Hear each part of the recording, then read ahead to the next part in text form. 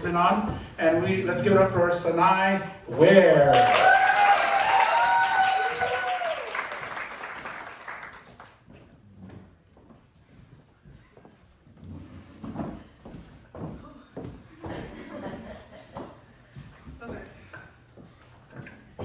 Good evening, everyone. Good evening. My name is Sanai, and I'm so thankful to be able to be a part of this program. I'm going to share a little bit about why I joined. I decided to join the program because I wanted to get a jump start into my career, and I recently just graduated high school early, so I didn't want to just sit at home and be lazy and be on my phone all the time.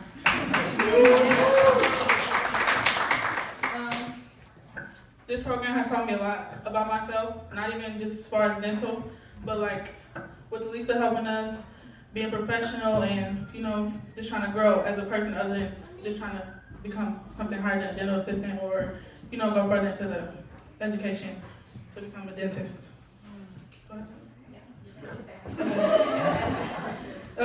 If I had an opportunity to talk to someone considering joining this program, I would say go for it.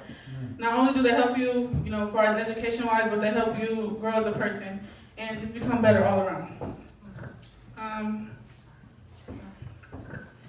Now I want to share a few things my classmates have to say about the program, so I can share their experiences as well. My experience with this class has been great. I have all hands-on work and one-on-one help. This class has trained me and equipped me with all the information I will need as I enter the dental world. As classmates, we all started out super quiet, and now we all talk nonstop and have built a long-lasting friendship with each other.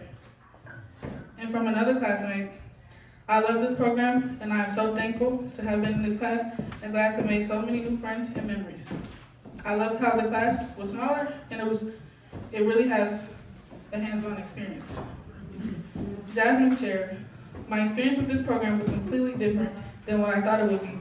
I went in thinking I wasn't going to learn half the things I did, and I didn't think I would get the help I did.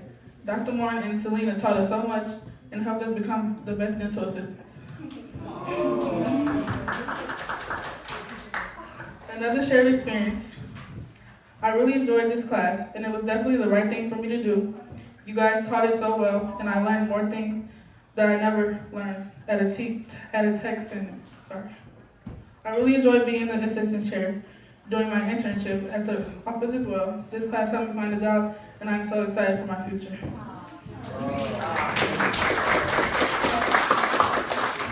And lastly, another student shared, I have always been interested in the dental field. I knew from the beginning that this career was perfect for me.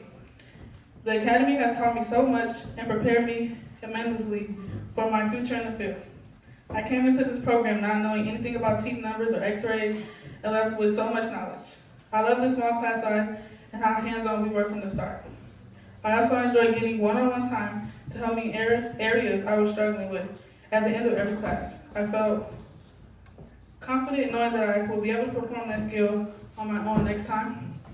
This class was the best decision I could have made for myself, and not to mention that I left with some lasting friendships.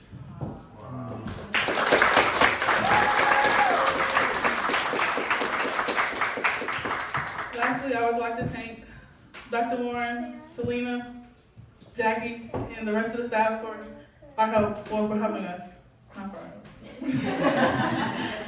And yeah, I'm excited.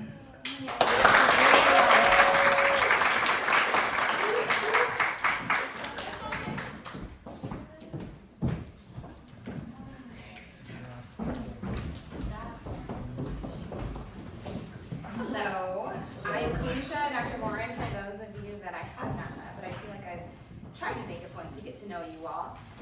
First of all, thank you all for coming tonight.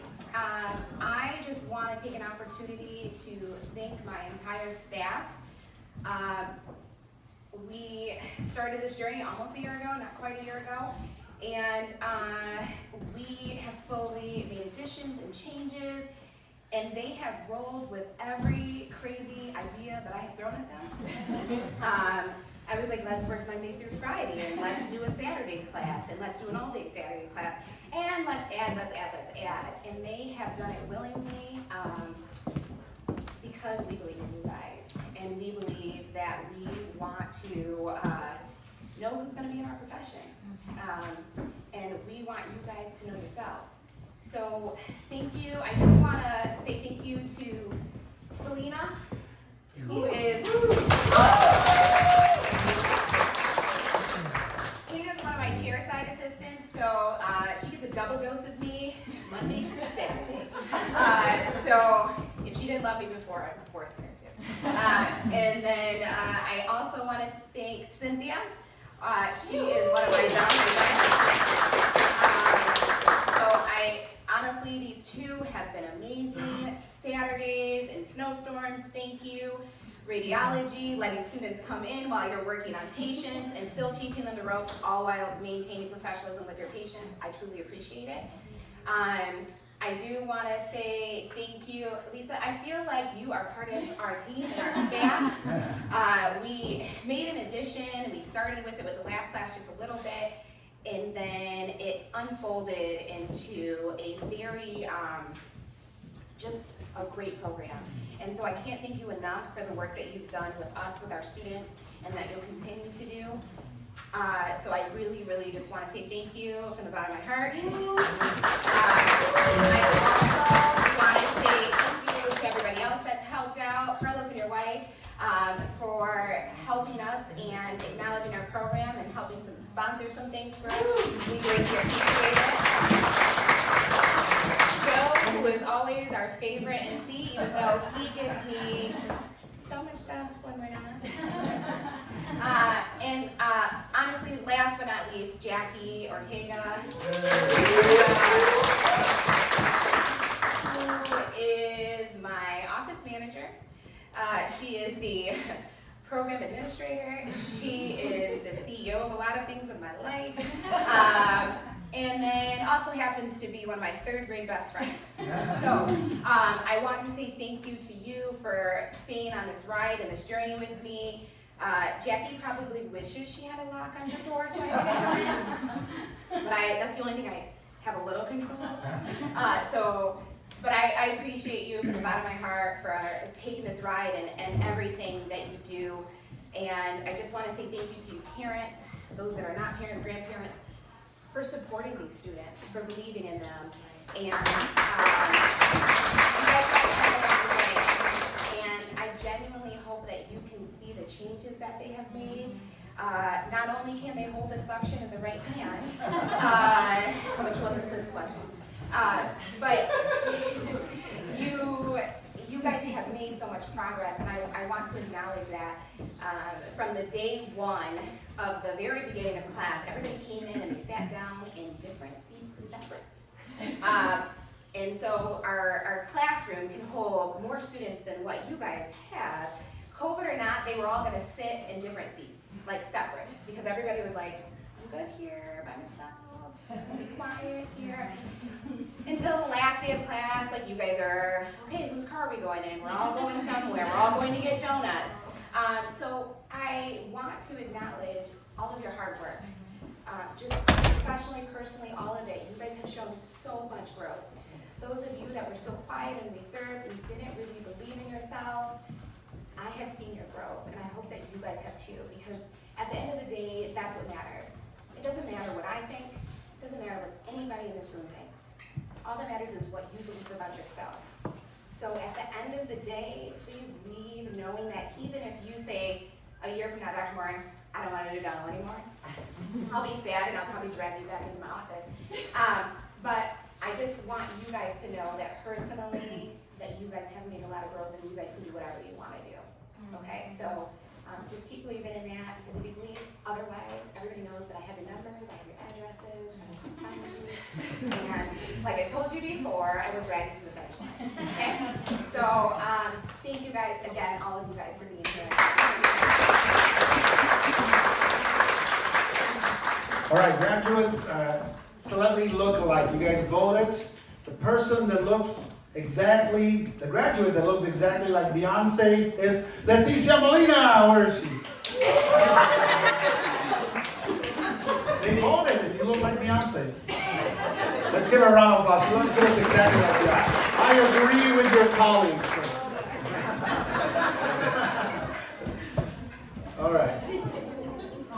for a treat tonight. Our guest speaker is a great motivational speaker. I'm just so anxious to hear her tonight.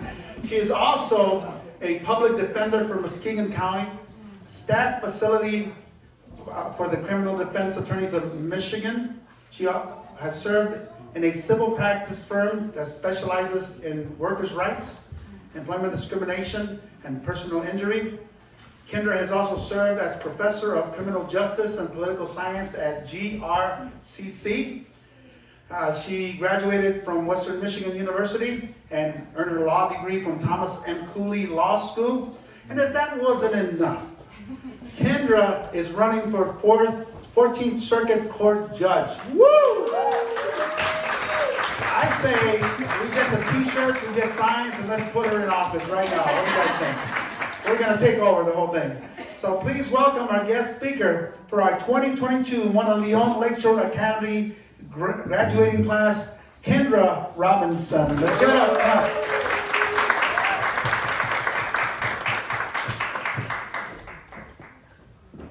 Hi everyone.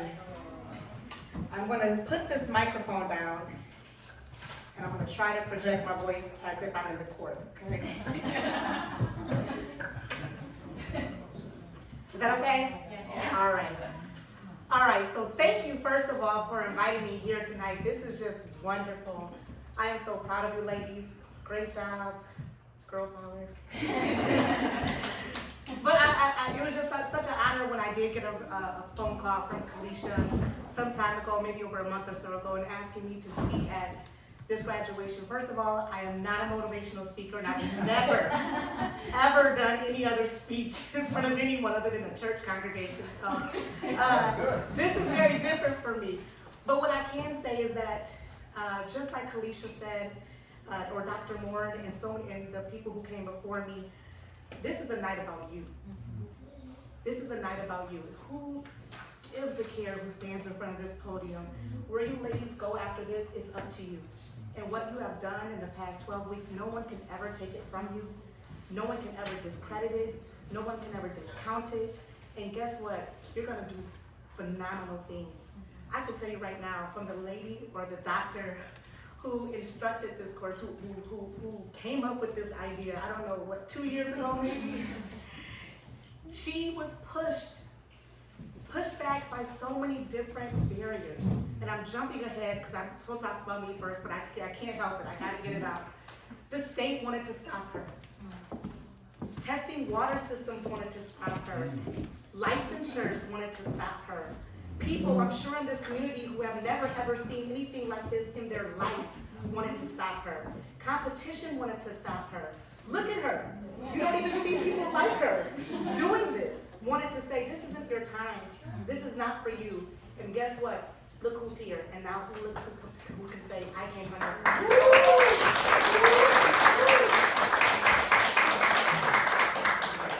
I'm going to tell you just a little bit about myself, and I'm going to start out with a statement that I have found profound in my life, because I know that the road that you may go ahead in may not be an easy one. And if it is, God bless you. But just in case you might stumble along the way or catch somebody else who might try to stop you, I want you to take this to heart, okay? Most of the most important things in the world have been accomplished by people who have kept on trying, even when there seemed to be no hope at all. That statement I took from a man named Dale Carnegie. He was an American writer and a lecturer and a developer of self-improvement skills. One of his books is still on the bestsellers list in our country. And when I look at that statement, I just think about myself in my journey, in my educational journey. I'll tell you a little bit about myself. I'm born and raised in Grand Rapids, Michigan, to a mother who was a teacher of the Grand Rapids Public Schools with cognitive development children who also were emotionally impaired, to a father who was a steel worker, both coming out of Mississippi. He never earned an education over 9th grade because he had to do something called sharecropping, which only allowed him to be educated half the year and work in the fields the other. My mother, who was a child of 10, came from a single mother who all 10 of her children were teachers, but yet she never, ever earned more than $5,000 a year. She ingrained in her children, like my mother did in me, to work hard, Kendrah, no one will ever give you anything. And that if it's worth having, you can work for it. And if it's worth having, you'll stay to it. And I'm so grateful for the work ethic of my father and my mother. While they have two whole separate different lifestyles, when they came together and they put it in me, couldn't no one stop me from what I want to do. And I know that so many people don't come from that background, so I hope that I can give you some encouragement if that is not the walk you have. My mother's also a pastor. She has been my preacher, minister, pastor for over 40 years. And I still go back and forth to Grand Rapids on some Sundays to church, and we're virtual now because of COVID. But a lot of the words that I hear on those Sundays of God protecting us, keeping us, and steering us in certain directions, and it stays with me in times of I feel like sometimes I'm alone. You know, sometimes is anybody else going through what I'm going through? Does anybody have any idea the hardships that I feel? And I can tell you what some of those hardships were. I went to a school that was called Idaho Hills High School in Grand Rapids, and I don't know if you have heard of it or not, but it was a pretty big high school when I graduated. I think our graduating class was over 300. And I was so happy to be part of that graduating class. I was so involved in high school. I think one of the ladies just graduated, wasn't you? And I was so excited to go to college, right? It's the place you're supposed to go to when you get out of high school. What else is there to do, right? I didn't know about the different kind of schools or alternatives at the time. I just thought it was college. And I had my heart set on this college called Edward Waters. Now this is a historically black college that's in Jacksonville, Florida. And there was nothing in the world that could have convinced me that I wasn't going to be accepted. Not only was I the National Honor Society president,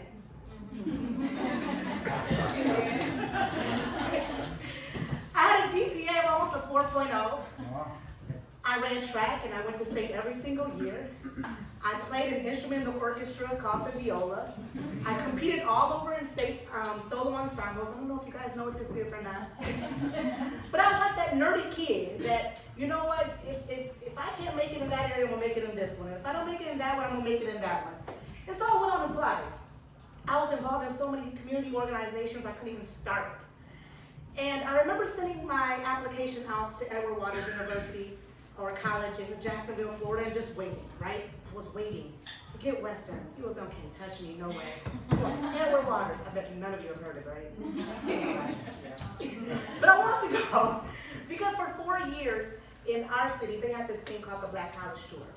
And so what they would do during the spring break is that the students of the Grand Rapids Public Schools could pay a certain amount, and for the whole entire spring break, for us is coming up next week, the high schoolers, 9th through 12th grade, could go to as many black colleges as possible down south. We get on these big 2-coach buses and we go. And we visit on average maybe 9 to 10 historically black colleges every single year. And I did that for 4 years. And so I knew, for me, I was going to one of these colleges that I visited. So I waited, and I waited, and it's gotta be around February, March now, and I haven't received a response. And I get a letter from Edward Waters College. I was just excited. I couldn't wait. I called my aunts over, my uncle. I called my grandmother, you know, because it wasn't FaceTime at the time, but baby, you got your letter? I'm like, yes, I got it. Let's open it. And it starts out with, unfortunately. Oh, no. And if you've ever received a denial letter, you know if you see unfortunately, you might as well stop reading. And it said, unfortunately. And at the bottom of it, it said that the reason I got denied was because I did not take chemistry. Now, in my school, they give you an option of what class you want to take. Science, biology, I don't know what all existed, but I chose biology. And in their curriculum, in this school district, chemistry was required. I never knew it. So here I am with my almost 4.0 GPA, all these credentials that I believed at this point nobody cared about, right? I was devastated. I cried. Oh, my mom just looked at me like, girl, please. Mind you, she's a teacher. She's college educated. She obviously knows I can get into somewhere. I didn't feel that way. And I said, what am I going to do? She was like, you're going to apply to another college. I'm like, but Edward Waters is it. No, you're going to apply. So I was part of this program called BEAT, which is called Black Educational Excellence Program. It was steered for students of minority students, in high school who can hold a 3-point GPA throughout their entire high school career. And if they did so, going to these Saturday meetings, that at the end of their graduation, they were gonna be offered between Central Michigan, Western Michigan, Eastern Michigan, and Grand Valley, and a few other colleges, full tuition and fees paid for 4 years. It wasn't Edward Wires. But anyways, my mother pushed it in front of me and said, pick one. Because if you don't, you're going to community college. So I applied and I ended up going to Western Michigan. Go Broncos, Kalisha. Jacqueline Morin, go Broncos. I didn't know Kalisha at the time. I don't think we ever passed each other. And we lived on campus at the same time. Oh, small world. Anyways. All right, so anyways, I ended up going to Western Michigan University. Never my 1, 2, or 3rd choice, but I was there. But ladies, what purpose is gonna be for you is gonna be meant for you. And even if you don't know what it is today, it will manifest itself. It really will. I went to Western Michigan and when I did, and then I majored in criminal justice. Well, nope, let's start here. Remember I told you I played the viola? I don't know if you all know what that instrument is, but it's very close to a violin. It's a little bit bigger, and if you see it in an orchestra, violins, and the violas are right here next to these people who play the cellos, okay? We were right there. And I played it for almost 9 years. I literally went all over the state in competitions. I loved it. You couldn't tell me that I wasn't gonna be the next Beethoven. I don't know.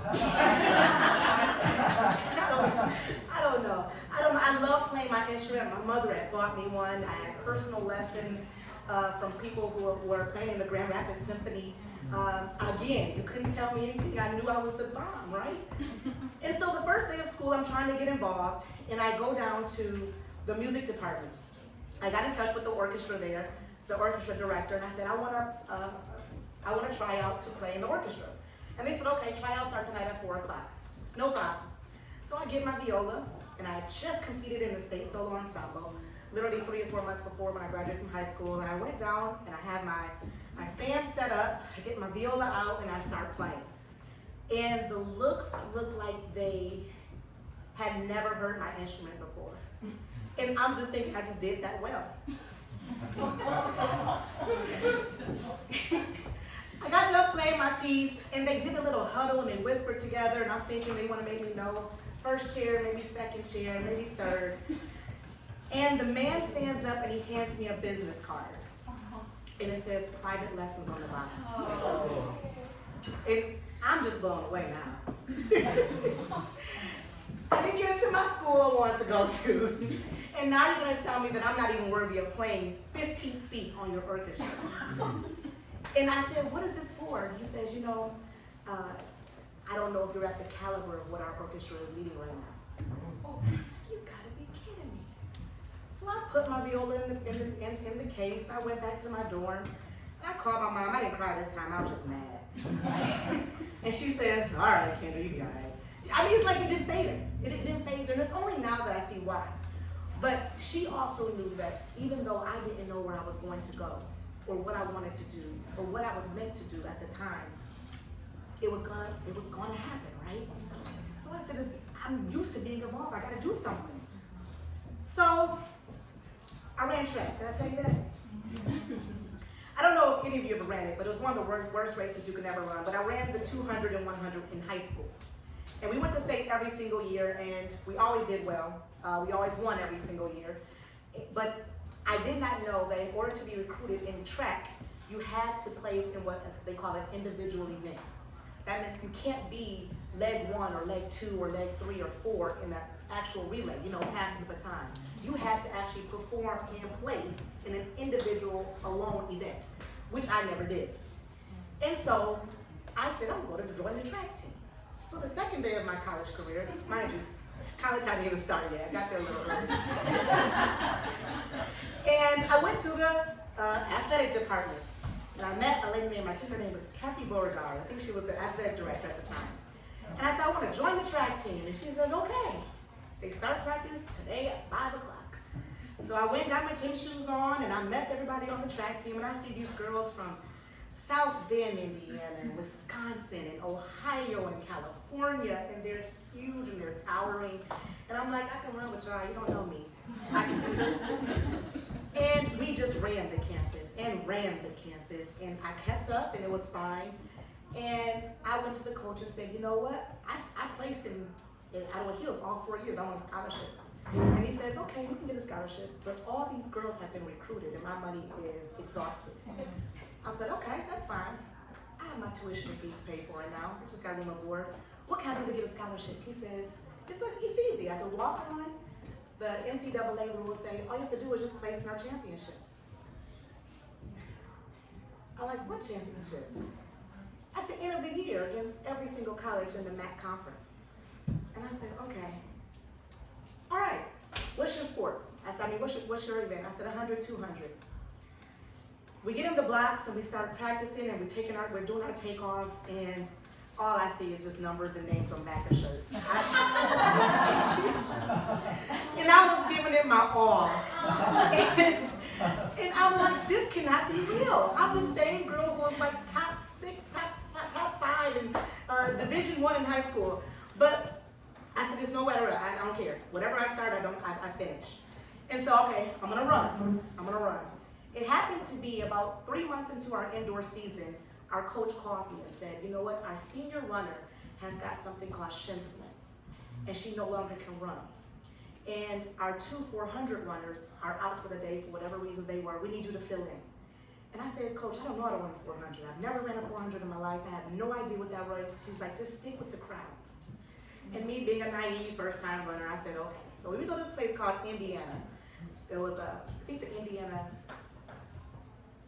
night lights. You actually run under the lights. And so the relays start around like 8 o'clock at night. It's just an awesome event.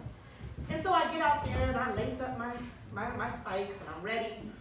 And the gun goes off. I think I'm in lane 6. So there's only 2 people ahead of me, lane 7 and 8. And all I can remember in my head was stay with the group, just stay with the group. As I run through the finish line, I hear them say my name for the first time in 10 months. Since indoor season, over the intercom, Kendrah Lockett, well, that was my maiden name. Kendrah Lockett has placed in 3rd. And I'm like, okay, I placed in 3rd. I got points for the team. It was only after that race that I found out that I'd actually placed not only 3rd in that heat, but also 6th in the entire MAC conference with a time of, I think, 55.9 in the 400. So my coach came to me that day and said, Kendrah, you'll never see a 200 or 100 again. The 400 was now my race as a freshman in college. I'm gonna fast forward to say at the very end of this season, I end up placing in our MAC conference and I end up getting a scholarship.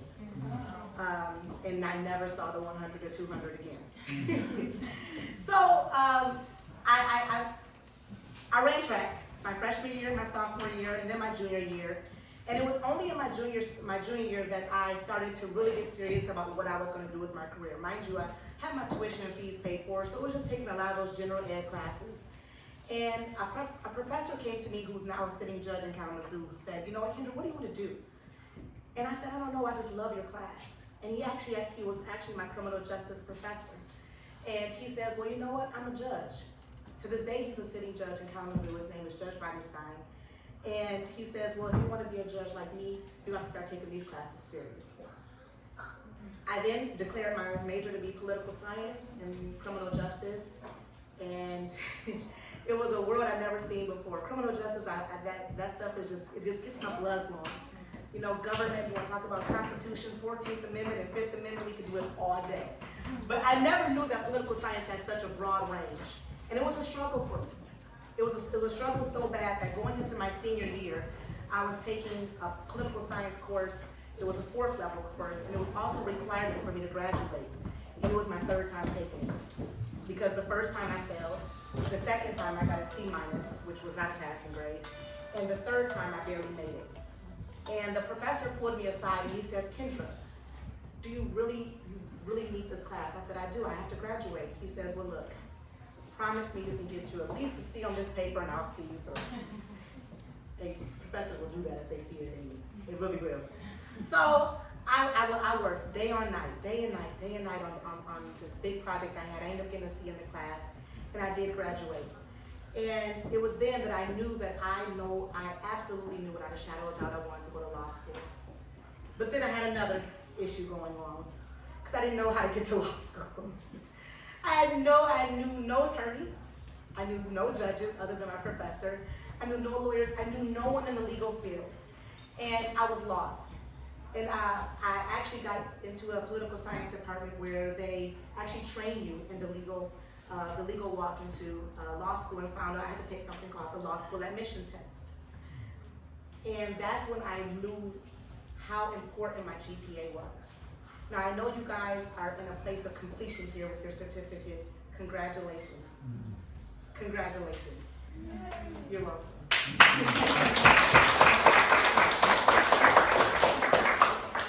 That was the start for me.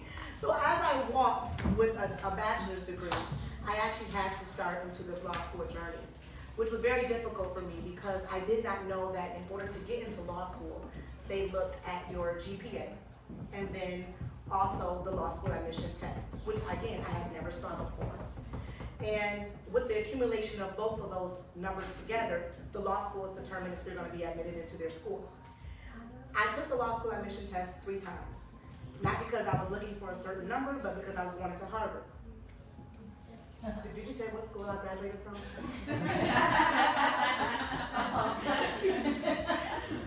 I don't think any of you heard of Harvard, right?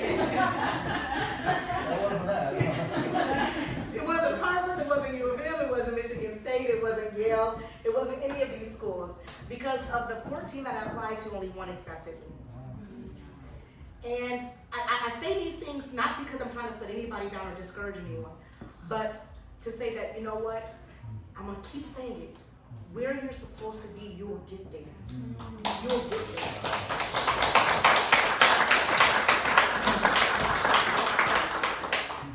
I moved to Lansing because that's where Thomas and Cooley was. And then my eyes were really, really waking because now, well, I'm gonna skip the part about me moving to Africa. We don't need to talk about that one. Now I'm in Lansing, and I felt like you. That first day I knew no one. I couldn't relate to anyone. And in my law school class, at least the first one that I was in, I was the only young Black African-American female. And I felt very alone. And again, I knew no one. But I absolutely knew this is where I wanted to be. And I knew I was gonna let nothing and no one stand in my way. Ladies, I studied day and night. I turned down movie theaters, dates. I turned down church events. I didn't care because, you know, I knew that with my record, nothing that I wanted to do could stand for anything other than the best. And I absolutely was going to dedicate everything that I had for those next 3 years to doing the best. And I can only imagine that's what your last 12 weeks was looking like. I befriended professors. I made friends from people all across the world. And still to this day, I'm friends with a lot of those people. I am truly convinced that you 8, 4, 5, 6, 7, 8 probably will never ever lose contact with each other. It's something about that journey that you went through this together, that you guys can say, remember that third week?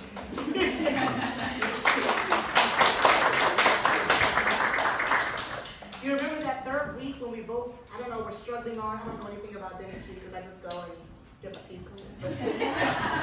We had an issue with such and you helped me with this, and I thought it was funny. You guys will have those stories forever. And I still do that with my law school girlfriends. Like, you remember I had no idea what text class was talking about? We're like, we still don't. We have no idea. But we made it through, right? We made it through. It was not an easy journey for me. The first 2 years were a struggle. And at Thomas and Cooley, one thing I can say, while they accept a great amount of people, I think they have the biggest admission rate in the whole entire country. They also have the largest fail-out rate. And it's because they actually extend their opportunity to maybe some students who probably wouldn't get in at other law schools.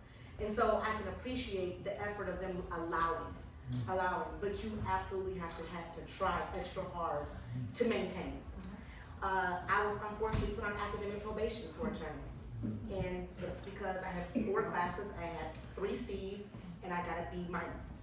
Nope, I got a C minus. And that C minus automatically, it put me on academic probation. I got a letter from the dean, You thought the unfortunate letter sounded bad. When you get the thick envelope with the good cotton paper on it, you know that. And it says, "Good afternoon, Kendrah." And it's telling me that, listen, you either have this semester to put that GPA up or start packing. Your whole mind just locks up, right? I don't know what the financial investment you all have here, but at this point, I was at least 50,000 in. And I knew that I had no choice. And when I tell you I buried myself into every library, every connection, every single person who looked like they had one edge over me in education, I did. Because you do what you have to do to make it, okay? And you don't have to rise to the top by stepping on the heads of others. You can connect. You connect. Grab on to your assistants and your instructors and your parents and your loved ones.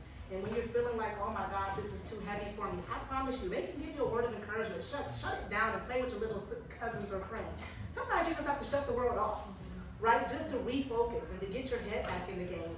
Because literally, if you put too much on you, then you really can't really give all that you had anyway, right? You have to really be your best you to perform at your highest level. I would end up leaving that term from being on academic probation to being on the Dean's list. It was a phenomenal feeling to know that you worked for it, you earned it, you deserved it, and no one could take it away from you. And then I got another letter with cotton on it, you know, the cotton envelope.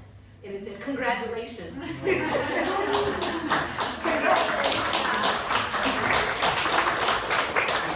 You get to join us at the Dean's reception because you're on the Dean's list. So anyways, I'll fast forward a little bit. I did graduate law school in about 3.5 years. And when I finished, and Dr. Morin knows this personally because she was around during this journey, a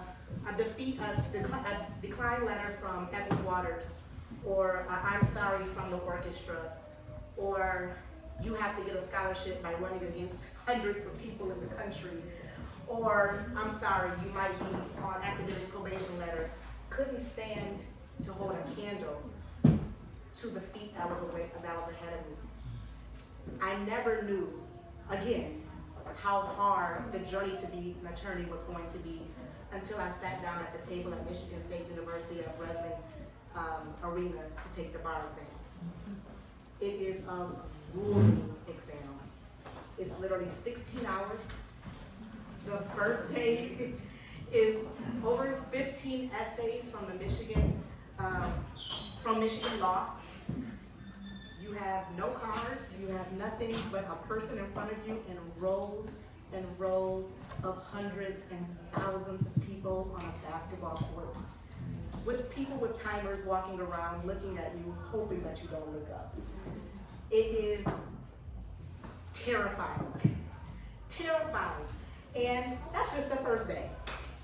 Let's not talk about the application to apply for it or the hundreds of dollars that it costs. I'm not doing this to discourage anyone from moving on.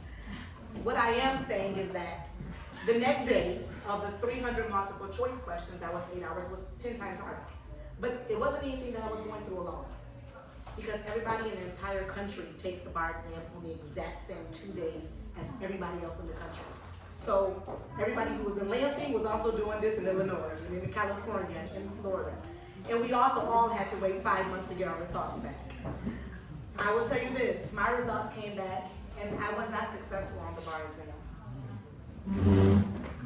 I won't cry. I missed it by 2.5 points. Now, in the state of Michigan, they allow you to do something called appeal. And that I did. And I did receive points back. But when I did, I was still a half point off, and they told me prep up for the next 4 months. That was in 2010. And after that defeat, I was crushed, right? I've been through all of this work and all this time and 6 figures in debt. And now I just want to be an attorney. I want to help people. I want to get into court. I want to start doing contracts. I want to get out here. And this test is preventing me from getting there. And I knew that there was a service that was out for me, and I knew I just couldn't get there. And I knew I had to try again. I had to try again. In the midst of it, I had a child.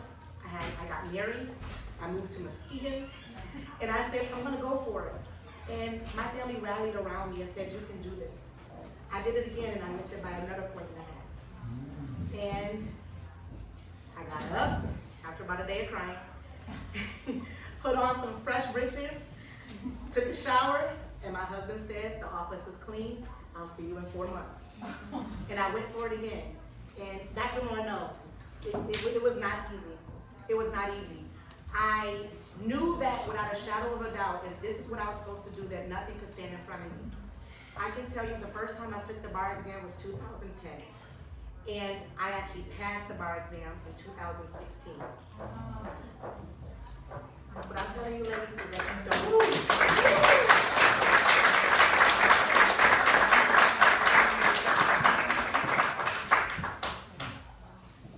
And I'm gonna fast forward, because I'm gonna fast forward. 4 months later, after I received that, I got my son up around 5 o'clock in the morning. As soon as I looked online and saw my bar exam number, I called my husband, who was out of town, and my son, and I said, we're going out to eat. He said, baby, it's 2 o'clock in the morning. I said, I don't give a care. I don't care. And we just went to some random place and got a drink and excited. We're so excited.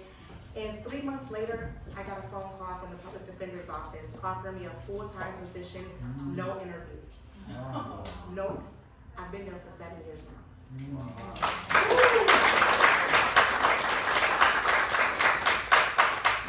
I want to tell you that when you have a goal, when you want to do something, even though you may have your own idea of how it's going to work out, take those barriers and those setbacks as ways to just stand back up and say, you know what, I'll take plan B. Yes. I'll take C. Yes. I'm going to do it. Yes. I'm going to do it. I've been now practicing in the state of Michigan for 6 years. I started out as a guardian ad litem. That was, it's an attorney for abused children.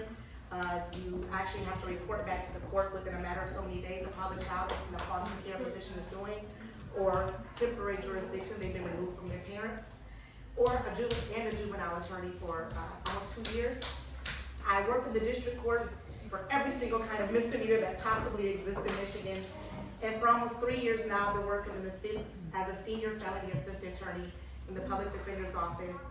I carry one of the largest loads in Muskegon County.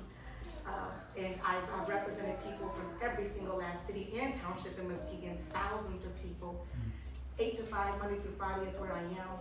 And I'm doing it not because I feel like, you know what, there's nothing else for me to do. Ladies, I love what I do. I know I'm supposed to be here. I'm passionate about what I'm doing. And I want the person who is sitting or standing next to me to say, you know what, regardless of my outcome, that lady listened to me. That lady cared. That lady tried to get me the best outcome possible, and I was treated fairly. When you're passionate about something, it shows in what you do. It shows in what you do. And when you have to work for it, you appreciate it more. I can tell you right now, I would never do my walk over again.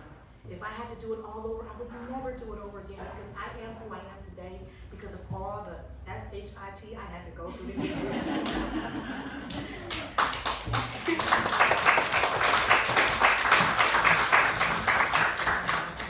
The state of Michigan says that after 5 years in practice, you can run to be a judge in this county. I mean, the state. That could be circuit court, that could be Supreme Court, that could be appellate court. You could be a judge. I've now been practicing that 6 years, and I can tell you right now, I've gotten personal phone calls from people in my county telling me, please don't run. It is not your time to run. Muskegon's not ready for a judge that looks like you. You need to be, you're a better attorney than you ever will be as a judge. And guess what? I'll be on the ballot August 2nd, 2020.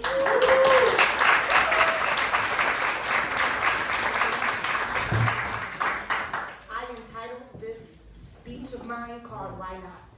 Yeah. Why not you? Why not you? Why not you stand in the shoes and the boots of all the people who came before you or who will come after you to do exactly what you're doing? You're in the second graduating class of this wonderful school, and I promise you, nobody will be who you guys are in this position ever. Because you guys have a role that nobody else can feel. And so why not you? Why not you? I pray I can see you guys on some kind of dental school or, I don't know, another picture of you down there. And if not, helping somebody else get there. I'm sure there's other things you can do with this wonderful education. Shucks, you could tell somebody else to do it. But what I am saying to you is what you have, inspire it to somebody else. Tell them you can do this. I don't know how many of you even pictured yourselves here a year ago, or even thought about this 2 years ago. But look where you sit, and look at all the love you have supporting you. This is awesome, ladies. I am so proud of you. Why not you? Thank you.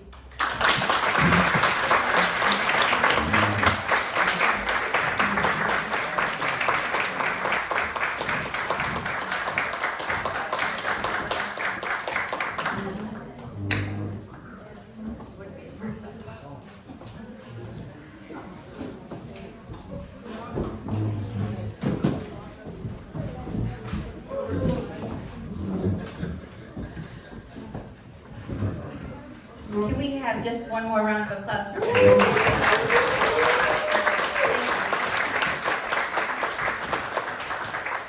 I am going to use the microphone because I don't know if I can do it that loud. I'm just going to say one more time to these girls that I am so proud of each and every one of you, and the time that I spent with all 8 of you getting to know you.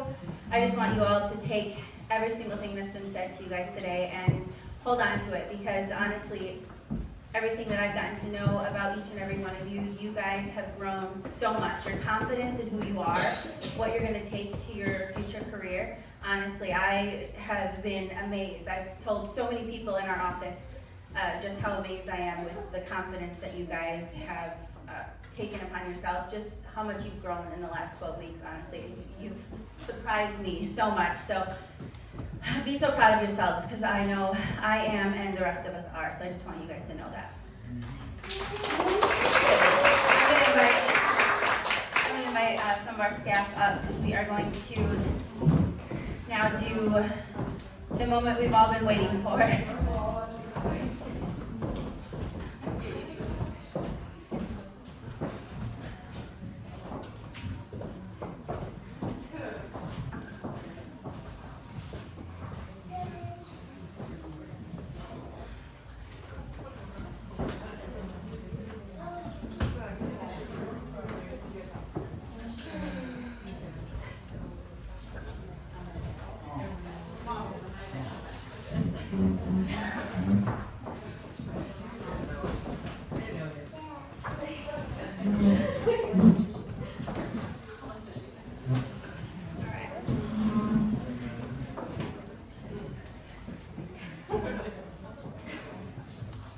All right, so here we have first Ms. Leah Hud.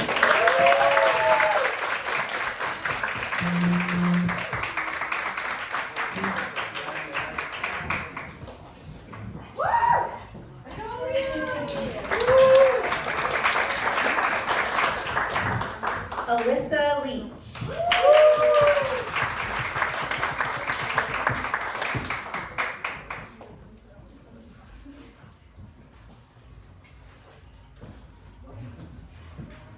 Jennifer Martinez.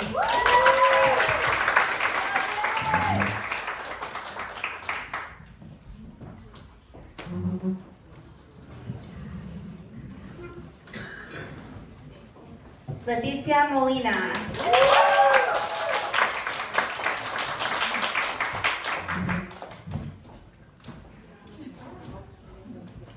Grace Portinga.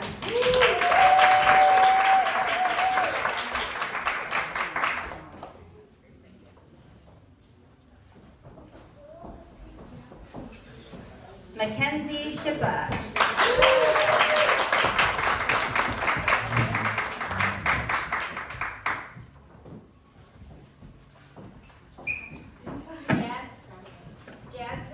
Jasmine Villalobos.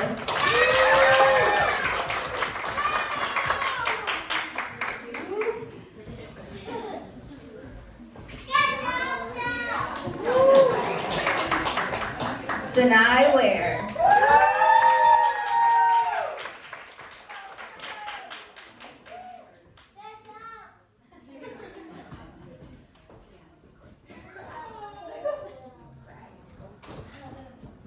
One more round of applause for our graduating class.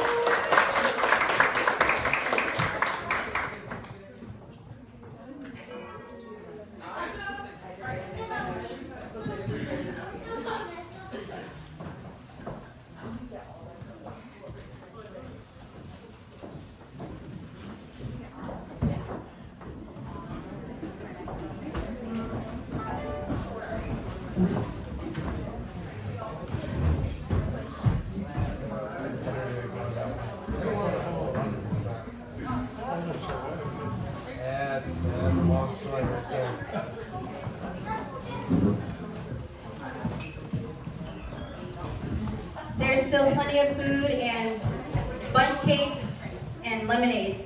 So.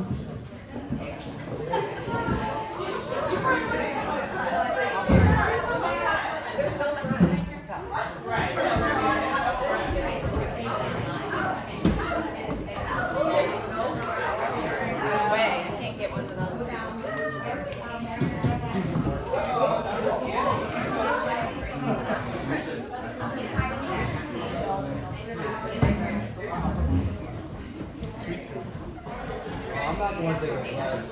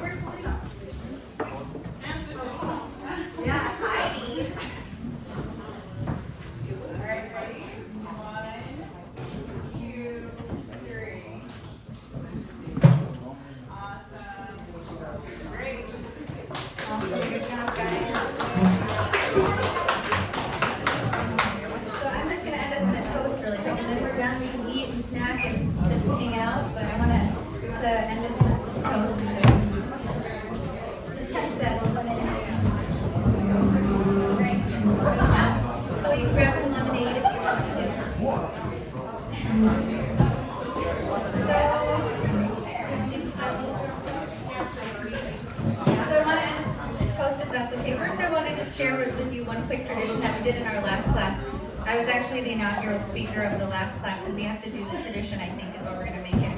So I want all the friends and family to repeat after me. This is my family tradition. Anytime someone accomplishes something big, we all have to shout and scream, "You did it, you're done." At the top of your lungs, scream, cheer, loudest cheer yet. So, I'm going to say it, and then you guys say it. Congratulations, you did it, you're done. You did it, you're done.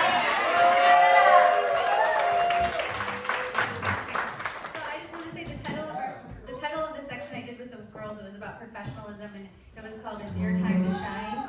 And so a lot of us, we talked about confidence and what dims are like, and how sometimes we're not confident and there's things that dim our light. But after getting to know you guys, I just have to tell you, your biggest fear should just be about how powerful, talented, how the sky's the limit for you. That's the only thing you have to worry about. You guys are awesome.